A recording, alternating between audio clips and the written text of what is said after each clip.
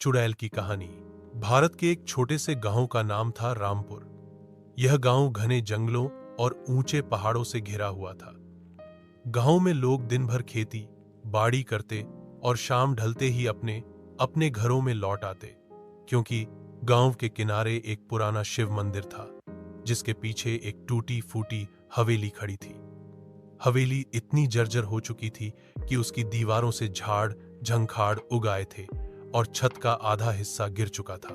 गांव के लोग कहते थे कि उस हवेली में एक चुड़ैल रहती है। उसका नाम कोई नहीं जानता, लेकिन हर कोई उससे डरता था। लोग कहते थे कि रात के तीसरे पहर में जब सारी दुनिया सो जाती है तो उस हवेली से किसी औरत के रोने की आवाज आती है।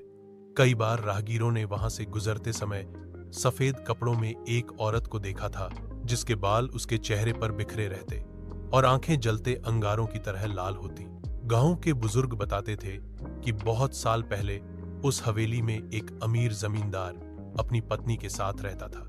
जमींदार की पत्नी बहुत सुंदर थी, परंतु निसंतान होने के कारण उसे लोग ताने मारते।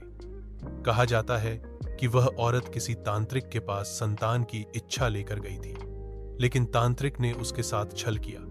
उस औरत ने गुस्से और दुख में अपनी जान ले ली। तभी से उसकी आत्मा उस हवेली में भटक रही है और अब वह एक चुड़ैल बन चुकी है।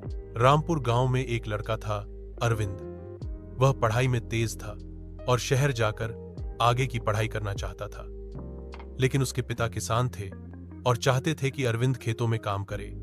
अरविंद का दिल गांव की पुरानी कहानियों पर कभी विश्वास नहीं करता था।